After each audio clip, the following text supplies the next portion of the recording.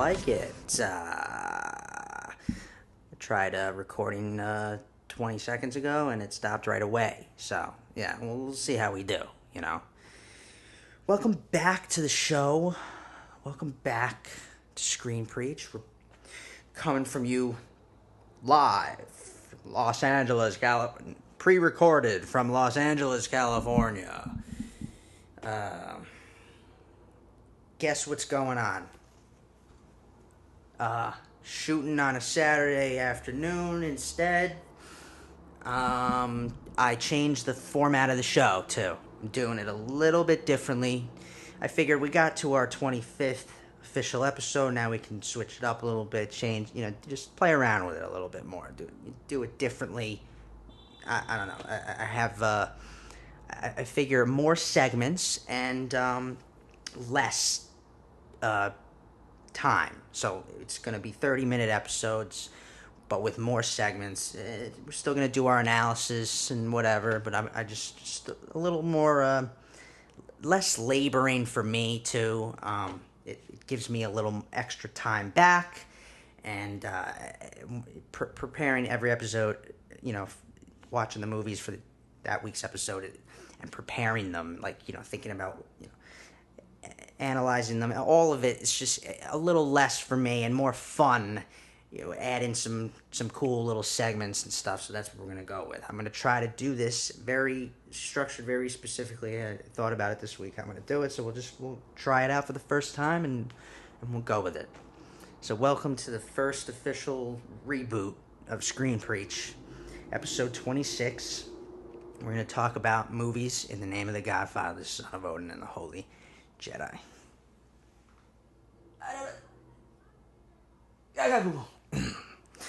And it's 5 o'clock, 5:14. No coffee at 5:14. A little different brew. Come here. You're still part of this show. That hasn't changed. Format, you're still the co-host. Come on. Come on. Oh, silly girl. So, let's get into it. Right off the bat here, same thing. I'll let you know what I've been watching, what's new, what's going on. I finished watching Tarantino movies. I'm watching Scorsese. I love to rewatch Scorsese any time of the year. I could do Scorsese again. I was just watching The King of Comedy, most recent one, and it's very interesting how much Todd Phillips used that as inspiration for Joker. It's very clear, that one's a good one. So watching Scorsese. In terms of TV, Archer. You should check out The Real Bros of Simi Valley on Facebook Watch. Very funny, satirical little take on the whole reality TV show thing. And this season's been the funniest, I think. They had to stop for a while. Because of COVID, they couldn't do the last 4 episodes, and now they came back and they're doing the last 4. So that's been funny. On Fridays, by the way. So check that out. I know Ratchet dropped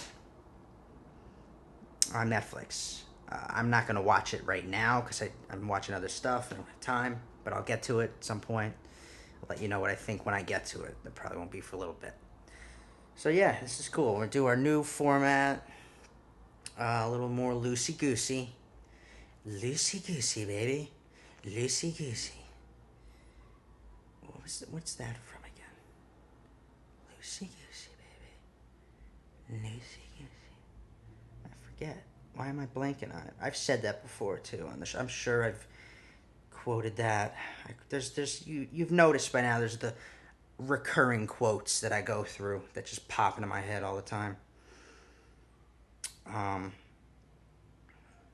But yeah, so the special episodes every 25 episodes. The specials will still be long, full deep dive analysis. If you like those, I'm still doing those at every 25th. The next one's Marvel. It's gonna be whatever, an hour and a half. I'll just go, deep dive. But this is our usual structure right now is this new one I'm gonna try. It'll just make it more interesting. I'm gonna do more clips on Instagram. It'll be just a little. I like it. I think I'm gonna like it. So now we're 5 minutes in, and I have to move on to the news. So the news of the week is up next right now. Let's do it. Let's go. Here we go.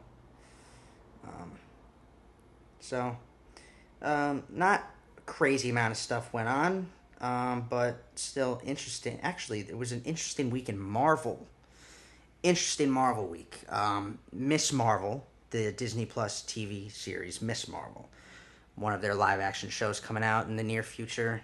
Big part of the shows are a big part of the storyline now. You got to take them into account. You have to watch them if you want the full story, if you want to know characters. Miss Marvel is one of the new characters coming. It's Kamala Khan is the character. She, in the comics, I know she's like a big fan of Carol Danvers, and she gets superpowers and becomes like a protege, and then, she's actually a playable character in the new Avengers game that just came out on PlayStation.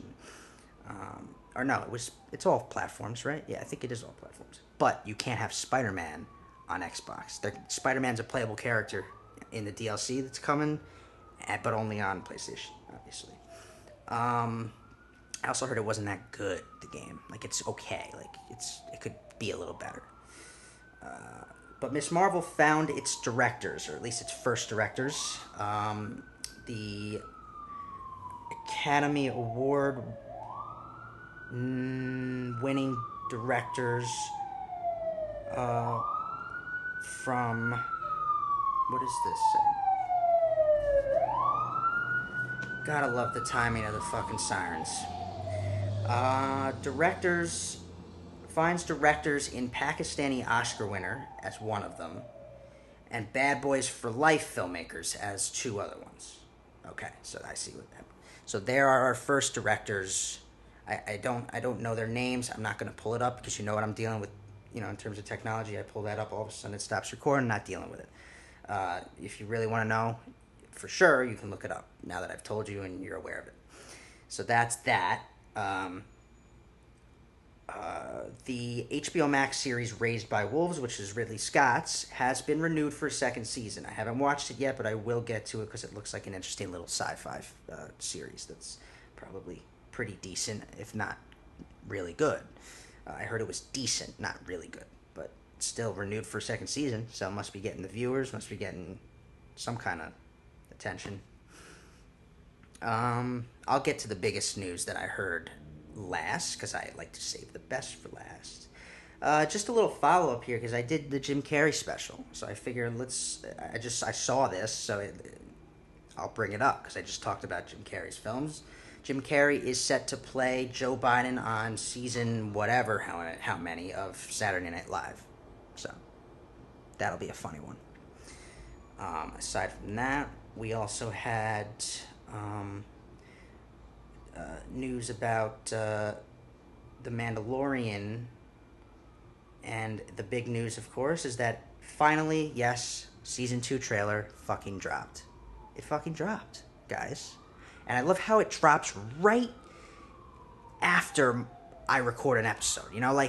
It can't drop right before, so that I can record and it's fresh and new. It dropped at the beginning of the week here, so it's not completely new news, Gotta love the timing of the fucking sirens.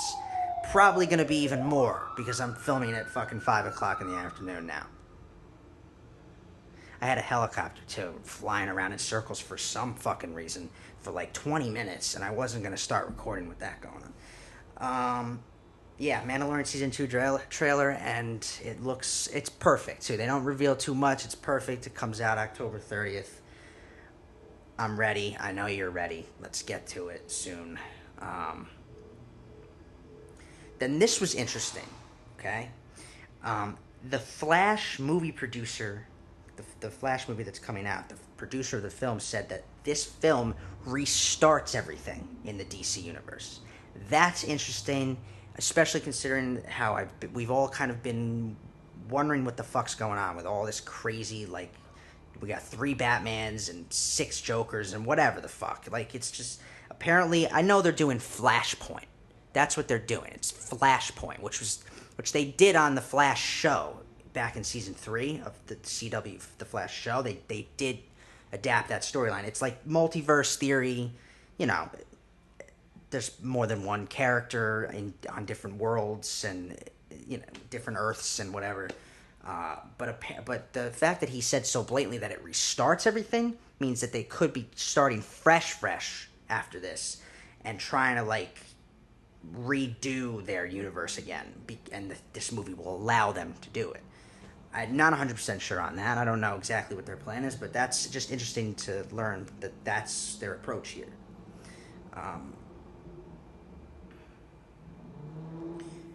Other than that, there was a little news about Tenet, because I talked about how it was still able to cross 100 million. But then it slowed in its like second or third week there. It slowed down. It only pulled in like 6.7 million at the U.S. box office. It's going to be a struggle for movies to really navigate this right now. I know that Marvel's probably going to push everything. I've said it before. I think that's a good thing. I think it actually prevents superhero fatigue or Marvel fatigue if we get more of a break from it. All of a sudden it's back and we're like, shit, we've needed this. Where's it been? It's back. I think the break's good for Marvel. We just gotta hope that they can keep this going, you know. And I was thinking about it earlier today. I'm like, they always top themselves, but are they gonna set the bar too high? Whatever. Break's good for Marvel, not good for everything else. Let's get to the Marvel news, because that was the big thing this week. There were a few things. First of all, Jonathan Majors from Da 5 Bloods, Last Black Man in San Francisco, Lovecraft Country is his latest on HBO, which I do want to watch at some point. He has been cast in Ant-Man 3 as the potential villain. I also want to bring this up because people jump right to conclusions when it hasn't been confirmed who he's playing. Everyone's all like, oh, it's Kang the Conqueror. He's playing Kang the Conqueror. Who the fuck said he was playing Kang the Conqueror? Nobody. So stop saying that, because you're making people think. I thought that he was. But it's not confirmed. So relax, okay? That would be cool, obviously. Kang the Conqueror has the potential to be the next Thanos. You know, the next big bad, like, of the whole next arc. But we don't know yet. Let's just relax, all right? But yes, he has been cast in Ant-Man 3, which is cool. Then SheHulk had a few things going on, a little movement. First of all, they hired a first official writer on the show, and it's dude, I wish they would put it in the headline so I don't have to open the tab. Because if I open the tab, this is gonna fucking. I put it on the Instagram. I'm sorry, guys. I just can't take the chance of the recording stopping. I can't. I know it's a very poor quality fucking production, this show, sometimes, because of that. I'm trying to. In time, this show will get better and better, and I want it to, because I enjoy doing it. When it works smoothly, I enjoy doing it. I don't have the name up right here, so I can't tell you who the writer was, but they hired a writer for She-Hulk. This is another live-action Marvel show on Disney Plus coming, and they cast their lead to play Jennifer Walters, to play She-Hulk, and it's Tatiana Maslany, who I know from a couple little things, and you would know too if you saw a picture of her, but I like the casting. It looks like good casting. That is our official She-Hulk in the MCU, is Tatiana Maslany. I think it's Maslany or Mulaney, one or the other. But yeah, that was the biggest news of the week, was that. And that is where we finish the News of the Week segment, so that we can move on to our analysis. That's a lot of clicking around there, Ben. You want it to fucking stop recording? Keep clicking that much. Pull up the right thing. Let's go. Do it. Do it. There we go. Yeah, so that was our News of the Week. Now, our analysis this week is of Project Power. It's the latest, one of the latest on Netflix, a movie on Netflix. And it looked interesting, so I had to watch it and let you know what I thought of it, because it did look interesting, and it was interesting. Was it some amazing fucking film? No, but let's talk about it. Project Power. The question is, what's your power? So, I mean, there's the one thing I'll say about this movie right off the bat is it had good themes in it. I liked the thematic messages and whatever, but it wasn't like it didn't blow my mind enough. It wasn't like I don't know. It wasn't so new that like it was something I. The premise was very creative, is the word I'm looking for. Um, but the overall movie wasn't super creative with didn't take the premise and get super creative with it in some way that was like, oh my god, this is fantastic. Um, so in terms of writing, does the structure work? The quick answer, yes, but it was flawed too. I'll go through the plot points for you, just basic. Let's just say that it was tough to find some of the plot points. They didn't hit or they didn't land hard enough for me to know, okay, yes, that was a clear plot point and we're moving on to like act 3 or whatever. You know what I mean? In this case, it was the end of Act 2. I wasn't exactly sure where the end of Act 2 was until I realized that the midpoint, the reversal, it was not a big moment, but rather a small story moment, a small, very good story moment. So that was so yeah, a little bit flawed in terms of structure, but for the most part, yes, did work. Um, I also found it difficult at times to determine who the main character of the movie actually was. Was it Robin? Was it Major? Was it Frank? Right? And then it's fine because it's multi-perspective. It's clearly more of a multi-perspective.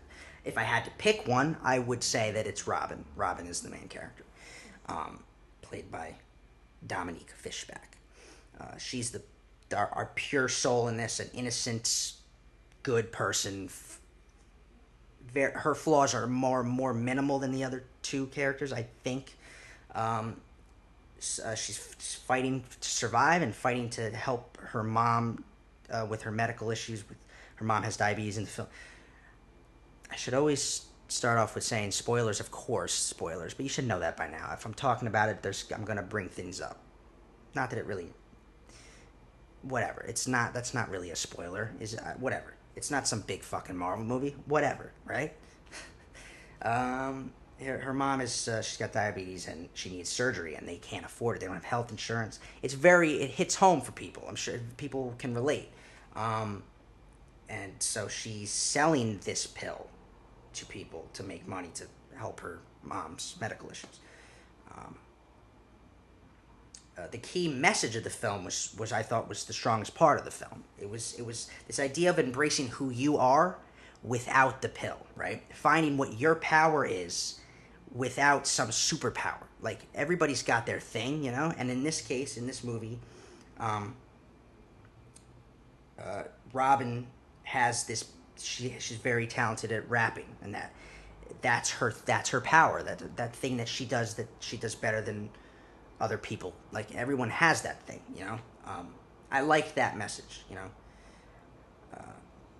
And there's a key like little graceful moment, where Major and Robin are talking about it. Major is impressed by Robin's ability to rap so well. And he says, "That's your power. You take that, you run with it." At its heart, this story is about being yourself. That's what I liked. That was the best part about it. Being yourself, finding what it is about you that makes you powerful, not what some pill gives you the ability to do, right?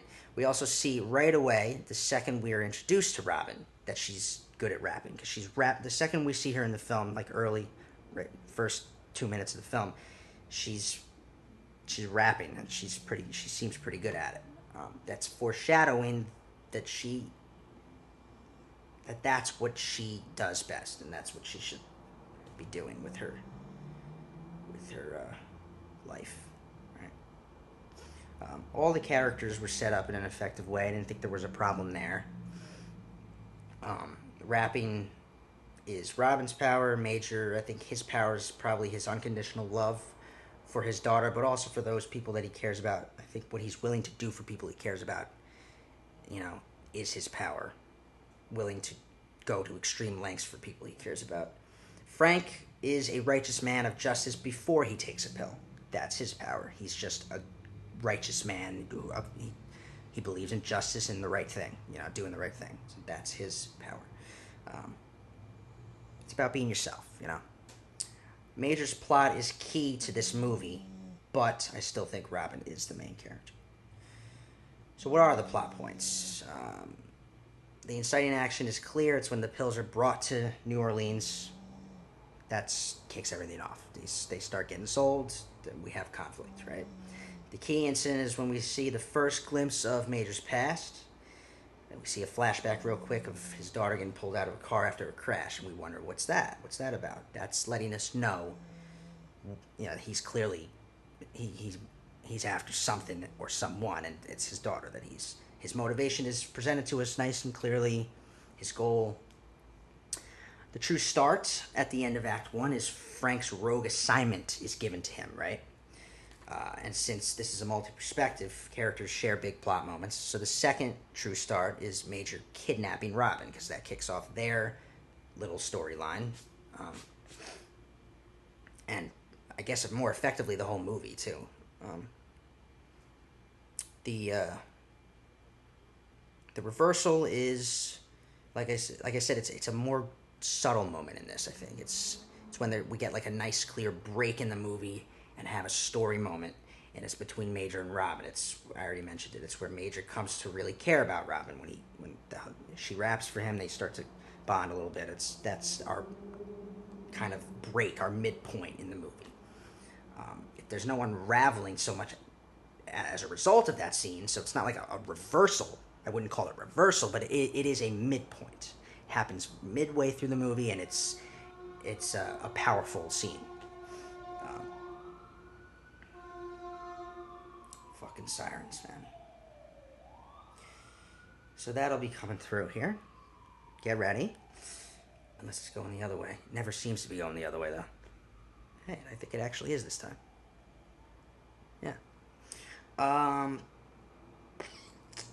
The down and out moment is when Frank arrests Major after the big Act 2 fight sequence, end of Act 2 fight sequence. The climax is the battle at the end, of course. In a way, we have a crisis moment. It's where Robin is being held captive by the bad guys. And finally, after building to the reveal of Major's superpower, we want to know what it is. They build to it very effectively, I thought. We get a big bang of a climax where he wipes out all the bad guys and saves his daughter. Clear enough.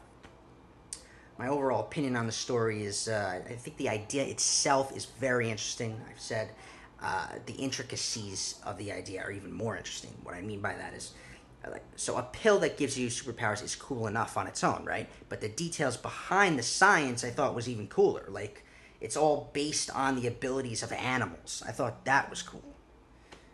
That was a very interesting touch. However, it felt like we needed a little more of the science behind it, maybe a little more background.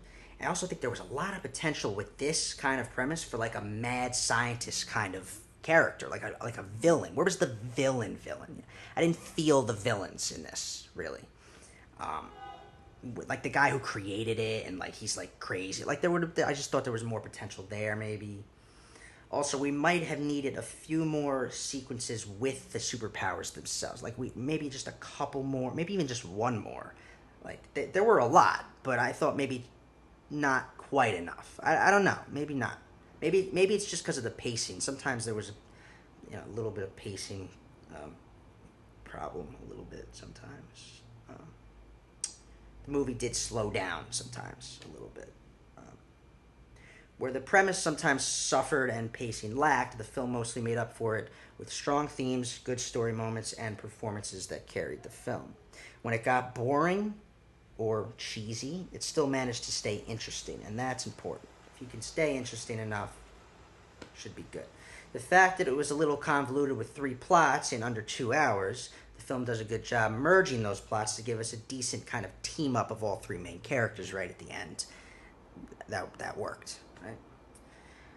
So this is how I will do these. They're quicker analysis now, but basically it's writing, overall opinion of the writing and story. And I'll try to find something about the direction that I liked and the performances, and I'll just move on to some cooler little segments that I have in mind.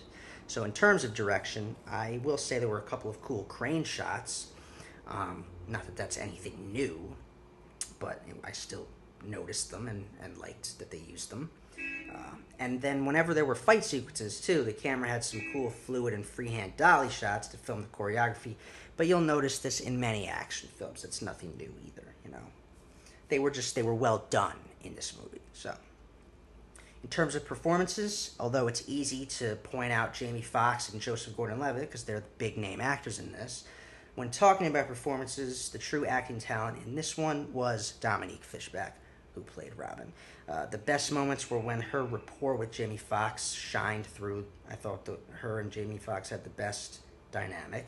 They had a great, they had a lot of, they had the most of the, they had the best story moments, I thought, at least. I mean, she had a few good ones with Joseph Gordon-Levitt's character, too, but I thought with Jamie Foxx there were a lot of really powerful story moments. Specifically the scene where she raps, I've mentioned, raps for him. I couldn't figure out where I had seen her before either, but then I looked it up, and she plays Darlene, one of the porn stars, on The Deuce, in The Deuce on HBO.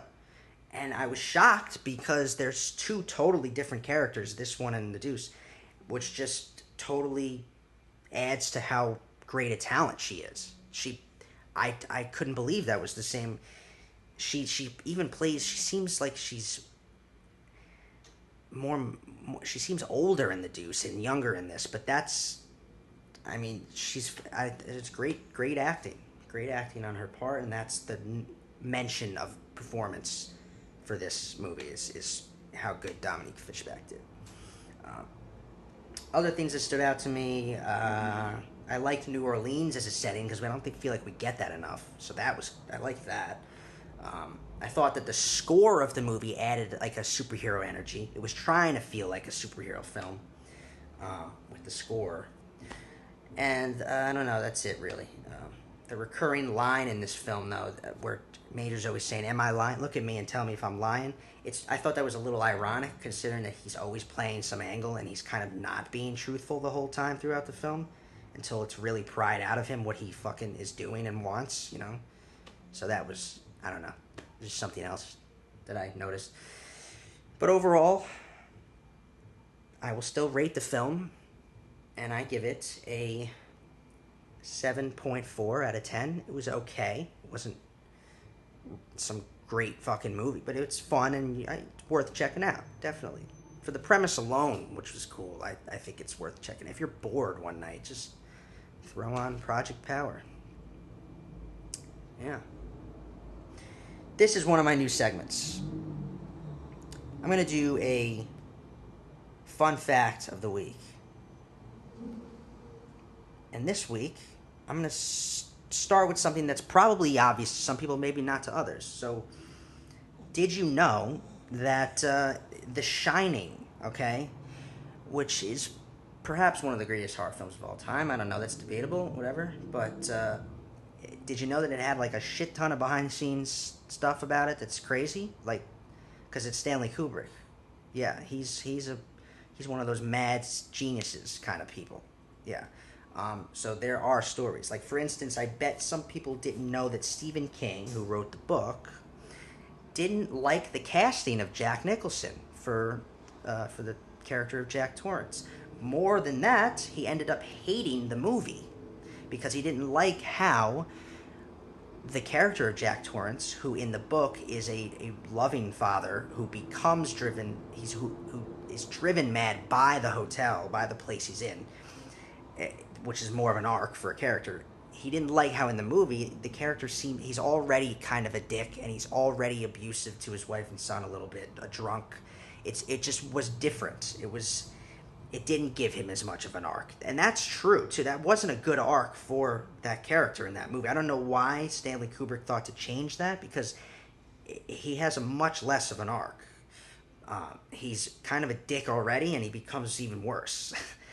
In the book, it's very 360, which Stephen King. That's why Stephen King didn't like the movie. More than that, the biggest piece of trivia that I think most people might know, but maybe you don't, is how fucking wacky of a production this was because of Stanley Kubrick. He was out of his mind during the production of this. He made at least two actors cry, and he got Jack Nicholson to say that he's never going to work with Stanley Kubrick ever again. That's how fucking crazy this production got. At one point in the movie, he made the crew do 127 takes for Shelley Duvall's, for a big moment for Shelley Duvall and her character. Shelley Duvall is backing away and running away from Jack Nicholson's character, and she's crying and she's getting all scared, and she's like, it's just slowly getting worse and worse. He made her do that 127 times because he wasn't feeling it, right? He was yelling at her. It was fucking brutal. To the point where when she's crying in the movie, she's probably actually crying because of how fucking brutal he was to her, trying to get something that he wasn't seeing. There was something there that he wasn't getting. Crazy. Needless to say, Kubrick was a genius, and you know what they say about geniuses, some of them are fucking crazy. That's our fun fact of the week. Our question of the week. I'm going to pull from polls and whatnot, but I like this. Just a little debate kind of thing, right? This week's question of the week is, if you could have one superpower, what would it be? For me personally, it's a tough decision. I feel like most people are going to say they'd want to fly or have super strength or telekinesis, right? Move stuff with your mind, or read minds, right? I actually always used to say that same answer whenever anyone would ask me this question. I want to be Wolverine from X-Men. And not his history and like all the pain he suffered and shit, but just a quick way to get the metal claws, right? He has the ability to heal. He's basically indestructible, right? He insane healing abilities, so he ages slower. But he also eventually dies, which I think is a good thing. I don't want to be immortal. And then those claws are just a bonus, right? So if I had to pick one, I would want to have the powers of Wolverine from X-Men. And then I'm still going to do the movie quote of the week, but it's going to be a little different. I'm going to do like a powerful beat, which means like it could be a whole monologue or a whole back and forth. It's like a powerful moment in a scene, right? And I'm going to do it. I'm going to act it out right here, and I'm going to put a clip up for you, and you're going to tell me if you know what it's from. I figured I'm going to do one that I know my mom knows because she can't seem to get any of the other ones. So, Mom, this one's for you. Here we go. Let's see if I can...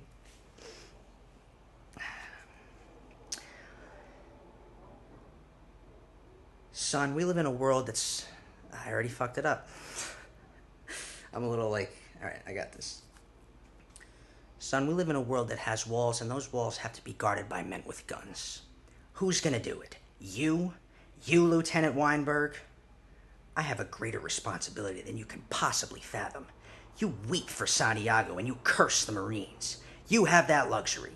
You have the luxury of not knowing what I know. That Santiago's death, while tragic, probably saved lives. And my existence, while grotesque and incomprehensible to you, saves lives.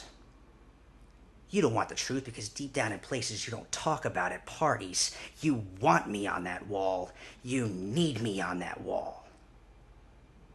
We use words like honor, code, loyalty. We use these words as the backbone of a life spent defending something. You use them as a punchline. I have neither the time nor the inclination to explain myself to a man who rises and sleeps under the blanket of the very freedom that I provide, and then questions the manner in which I provide it. I would rather you just said thank you and went on your way. Otherwise, I suggest you pick up a weapon and stand a post. Either way, I don't give a damn what you think you are entitled to. Nailed it. Name that movie. All right. I like it. I like this format. We're good. We're gonna just one more little thing that I'll end the show with.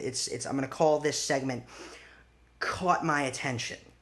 Just a little something from the week or the last 2 weeks that's not movie related. It might be movie related, but just that I thought was cool. And for me, I'm gonna start with some Star Wars shit. All right. The latest novel from the Star Wars universe came out a couple weeks ago, called Thrawn Ascendancy: Chaos Rising. It's been getting fantastic reviews and praise. It's basically the origin story of the great Star Wars villain, Grand Admiral Thrawn. So yeah, I would definitely go check that out if you're a big fan of Star Wars. But other than that, that is how we're doing this show from now on. I hope you enjoyed it. I actually didn't do too bad with timing. 37 minutes. I wanted to do 35, but we got 37. So let's do, I don't know. It's, let me know if you liked this new format. If you didn't, if it's the same for you as the one before. Either way, I'm your host, Ben Morganti. I didn't drink any of my wine through this, so excuse me for a second.